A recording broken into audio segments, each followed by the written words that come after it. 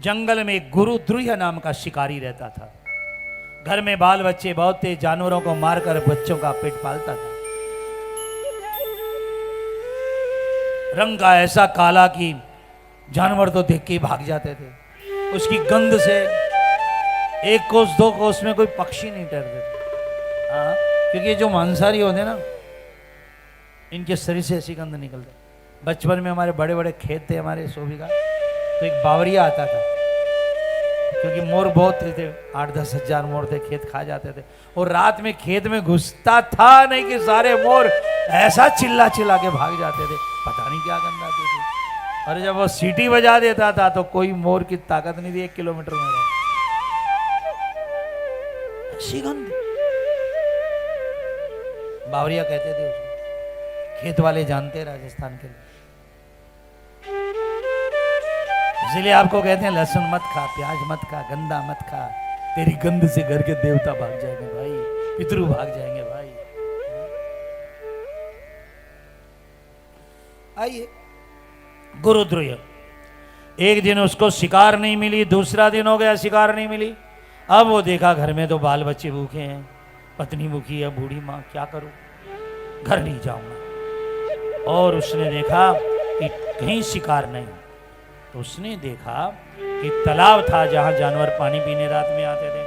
बस उसने उसी के किनारे पेड़ था, बहुत सारे पेड़ थे, बिल्लू पत्र के पेड़ थे। और उसने अपनी डोलची में पानी भरा और भर करके उसी पेड़ के ऊपर चढ़ गया। आने दो, रात में बाण से मार लूंगा। वह रात्रि महाशिवरात्रि थी, उसको तो पता नहीं था। रात के पहली पहर यानी 10 बजते बजते, अब 10 बजे किस मंत्रों से पूजा, दूसरे पहर में किस मंत्रों से पूजा, तीसरे मंत्र, सब अलग अलग मंत्र भी लिखे हैं शिवपुराण में। प्रेमियों, रात्रि में 10 बजते बजते उसने देखा कि हिरणी आई है मोटी ताजी। और हिरणी को देख करके उसने पत्ते हटाए और पत्ते तोड़ तोड़ कर गिराए, तो नीचे गिर गए। नीचे शिव पिंडी थी और हिल्ले में डोलची का पानी गिरा। प्रथम पैर की पूजा हो गई महादेव की, अनजान में। हिरणी ने जब खड़खड़ सुना तो आवाज लगाई, कौन है? मैं शिकारी। हिरणी ने कहा, क्या चाहते हो? कहा, तुझे मार करके अपने परिवार का पेट भरना चाहता हूं। हिरणी ने कहा, जरूर, मेरा शरीर यदि तुम्हारे परिवार के काम आता है तो बड़े आनंद की बात है, लेकिन मेरे बच्चे बहुत छोटे हैं, मैं मेरे छोटे बच्चों को, अपनी बहन को संभला कर आ जाऊंगी। कहा, तुझ हिरणी जात का क्या भरोसा, शिवपुराण पढ़िएगा। हिरणी ने कहा, कैसी बात करते हो, सत्य के कारण सूरज टिका है, सत्य के कारण मनुष्य टिका है। कोई दुनिया में ऐसा आदमी नहीं जो सत्य के बिना जिंदा रह सकता। मैं सच कहती हूं, लौट के आओ। और सुनो, ब्रह्मा विष्णु की निंदा करने की जो पाप लगे मुझे लगे, गुरु निंदा करने वालों को जो पाप लगे, पता नहीं क्यों उसके मन में आया, अच्छा जा। और दूसरे प्रहर में उसकी बहन आ गई, और जो ही वो थोड़ी सी उधर थी, फिर पत्ते टूटे, फिर पानी गिरा। दूसरे प्रहर में भी हर हर महादेव, फिर वही बात, शिकारी, मैं मेरा वंश तुझे समर्पित करने को तैयार हूं, लेकिन मेरे बच्चे भी छोटे हैं, मैं मेरी बहन को सुपुर्द करके आ जाऊं। वो उसकी सगी बहन थी। शिकारी पता नहीं निर्दयी था, पर आज क्यों उसमें दया आ रही थी। अरे भैया, जो बनिया होकर के गौशाला का पैसा नहीं निकाले, उसको जिस नरक में जाना पड़े वो पाप मुझे लगे। जो ब्राह्मण होकर के मदिरा के हाथ लगाता हो, उसको जो पाप लगे मुझे लगे, यदि मैं लौट कर नहीं आऊं। जो हरिजन होकर के सेवा धर्म न पाले, उसको नरक मिले मुझे लगे। जो क्षत्रिय होकर के देश की सुन करके कहा, अच्छा जा। और तीसरे प्रहर होते होते तो उसका पति भी आ गया। फिर तीसरी जगह था वो, फिर उसने पत्ते गिराए, फिर डोलची का पानी गिरा, फिर पूजा हो गई। और उसने कहा, मैं मेरी पत्नी और मेरी साली को सुपुर्द कराता हूं, उसके बाद मैं पहुंचता हूं तुम्हारे पास। कहा तुम सभी ऐसा कह रहे हो? कहा नहीं नहीं, मैं सत्य कह रहा हूं। माता पिता का गहना बेचकर मदिरा पीने वाला दुष्ट ऊपर आगे तो बड़ाई करे और पीछे से बुराई करने वाले को जो नरक मिलता है वो मुझे मिले। कई लोग होते मुंह के ऊपर बहुत अच्छा अच्छा बोलते हैं, जाति कहते काम मर के आ गया। उस निंदक को बहुत बड़ा नरक मिलता है। सबसे ज्यादा घर के बच्चे बिगड़ते हैं इसी कारण है। कोई आइए आइए कलेवा कराया, नाश्ता कराया और जाने के बाद सिर पकड़ो का साथ, पता नहीं क्यों खाने के लिए लोग मरने के लिए आ जाते हैं घर के अंदर। उस घर के बच्चे जितने बर्बाद होंगे ना, जान जाएंगे अपने माँ बाप की औकात कितनी है। ऐसा कभी मत करना जीवन के अंदर। फिर क्या था,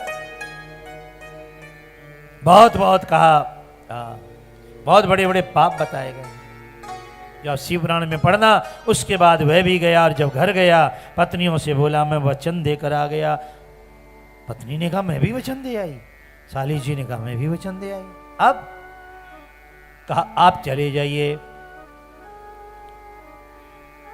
बच्चों की रक्षा करने के लिए और हम चली जाती है मरने के लिए। पति ने कहा नहीं, तुम्हारे बिना मैं घर कैसे पालूंगा। बहन ने कहा मैं चली जाती हूं, तुम मेरे बच्चों को पाल लेना। अब झगड़ा हो गया कि कौन रखे बच्चों को, हिरणी रहे कि हिरण रहे, बहन रहे। निर्णय नहीं हो पाया। कह के आए थे बात झूठी हो जाएगी। चलो पूरा का पूरा परिवार पहुंच गया पेड़ के नीचे।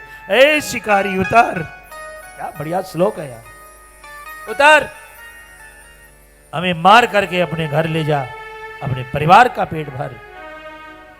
शिकारी नीचे आने लगा तो क्या हो गया, नीचे आते आते शिकारी फिर डोलची का पानी गिरा, फिर बिलपत्रे गिरे। चौथे प्रहर की पूजा हो गई। हर हर महा।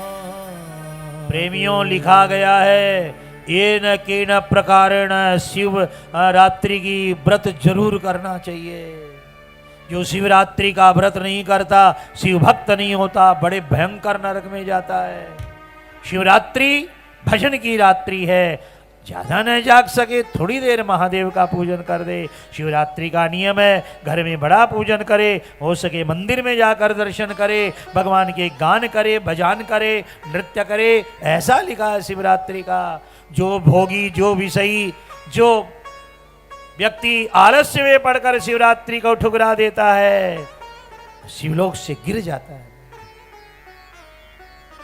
और जो ही शिकारी नीचे उतरा, चौथे प्रहर की पूजा हुई और डम डम डमरू बजैया रे, नाग गले लपटैया रे, ओंकारा ओंकारा ओंकारा।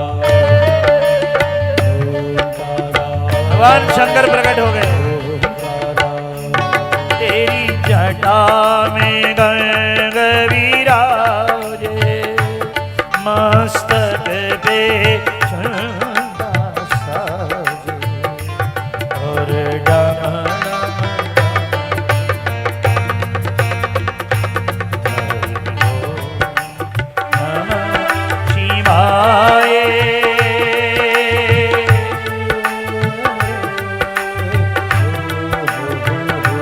शंकर भगवान ने कहा शिकारी अपने पूरे परिवार के साथ शिवलोक जा। और हिरण धन्य है तुम्हारी सत्यता।